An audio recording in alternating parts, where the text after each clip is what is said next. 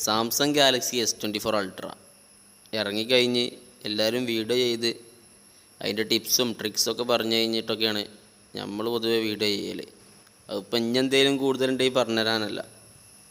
അങ്ങനെ ഉണ്ടെങ്കിൽ നമ്മൾ പറയും. നമുക്കപ്പോഴത്തേനേ ആവുള്ളൂ. നമ്മളെ ചങ്ങായിമാരാരെങ്കിലും വാങ്ങിയിട്ട് വേണ്ടപ്പോൾ iPhone 15 Pro റിവ്യൂ ചെയ്യാൻ തരാമെന്നൊരു ചങ്ങായി പറഞ്ഞിനി. ഒന്നാട് വിട്ടു. ഏതായാലും ഇപ്പോൾ കൊല്ലം എഡ്ജൊക്കെ പറ്റോ ഒഴിവാക്കിയാണ്ടാണ് വന്നിക്കണത്.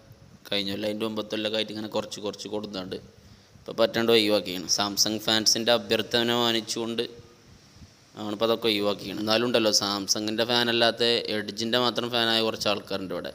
ഓല ഫാൻസാണ് വലുത്. ഏതായാലും അത് ഓല ഒരു 1.5 മുതൽ തന്നെ ഇനി കാര്യം. ഇപ്പം ഞാൻ എന്തൊക്കെ തന്നെ ആയാലും ഡിസ്പ്ലേ അത് ഓല് കൊണ്ടുപോയി. കുറേ കാലമായിട്ട് കൊണ്ടുപോണ്. ഇപ്പോഴും കൊണ്ടേ ഇരിക്കുകയാണ്. അത് ഓൽക്കാണ് വിട്ടുകൊടുക്കുക. ആ ഭാഗം ഡിസ്പ്ലേ മറികടക്കാൻ ഇപ്പോഴും ആരും ആയിട്ടില്ല.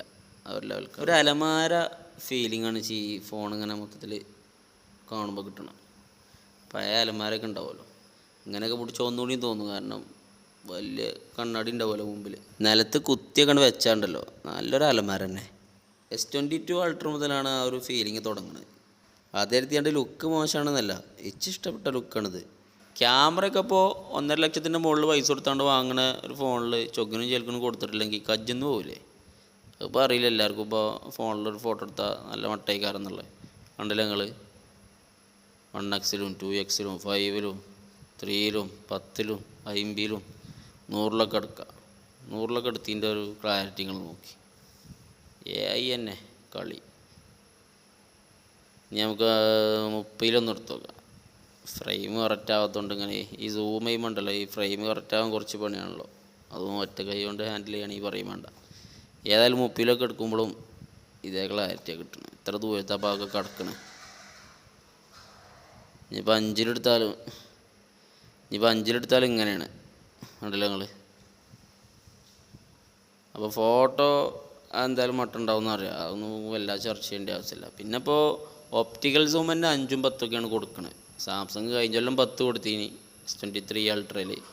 ഇതിൽ 5 കൊടുക്കണത്. അവിടെ നിന്ന് കുറച്ചൊക്കെയാണ് ഇപ്പോൾ.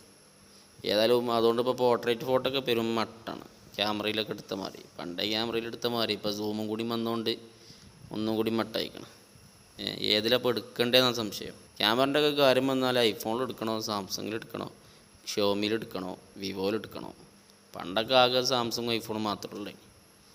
ഇപ്പോൾ വിവോ, ഷിയോമി എല്ലാവരും ഉണ്ട്. ഇപ്പോൾ എല്ലാവരും 3x-ഉം 2x-ഉം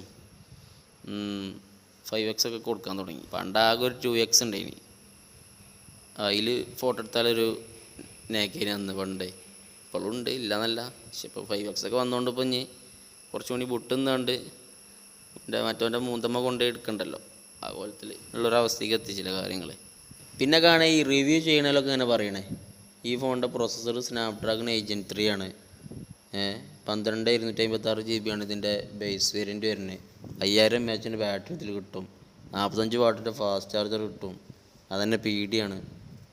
പിന്നെ IP68 dust and water resistant പറഞ്ഞാൽ ആ ഒരു അതുകൊണ്ട് 200 MP ക്യാമറ ഉണ്ട് എന്നൊക്കെ പറഞ്ഞിട്ട് ഈ റിവ്യൂ ചെയ്യണമല്ലോ ഇങ്ങനെ പറയണേക്കെ. അതൊക്കെ നമ്മളിപ്പോൾ ഇതൊക്കെ പാടെ പറയാമെന്നാൽ ഇതിൻ്റെ ക്യാമറക്ക് തന്നെ വേണം കുറേ കാര്യങ്ങൾ പറയാൻ. അതിന് തന്നെ കുറേ നേരം വേണം. പിന്നെ ഇപ്പോൾ ഇതിൻ്റെ AI അതും ഇതൊക്കെ പറയാൻ നോക്കുമ്പോഴത്തേന് ഒരു പീരീഡ് ആവും. ഇന്നത്തെ ക്ലാസ് എടുക്കേ. ക്യാമറയിൽ തന്നെ ഞാൻ എത്രങ്ങാനും പറയാനുണ്ട്. ഓരോന്ന് എടുത്ത് കുറേ ഫീച്ചർ അത്രക്കും വാരിക്കോരി കൊടുത്തിരിക്കണം ഫീച്ചറുകളൊക്കെ. പിന്നെ പറയാനുള്ളത് എന്താ വെച്ചാൽ ഈ 200 MP ക്യാമറ എന്നൊക്കെ പറഞ്ഞാൽ ഒരു പരമ ബോറിങ് ഉണ്ട്. എന്താ അപ്പം അതിൻ്റെ ഒക്കെ കഥ? Pixel binning ടെക്നോളജിയാണ്. 1:4 ആക്കണ പരിപാടിയാണ്. അപ്പോൾ 50 MP കൺവേർട്ട് ആവുമോ ഫോട്ടോ എന്നാവല്ലേ? ഏതായാലും കായുള്ളവർ വാങ്ങിക്കോളി, അല്ലെങ്കിൽ S25 വരുമ്പോൾ എടുക്കുക. പിന്നെ എങ്ങനെ അതൊരുമായി ഫേസ്ബുക്കിൽ ഹൈലൈറ്റ് കണ്ട മാറി ഇറങ്ങി നിൽക്കരുത്.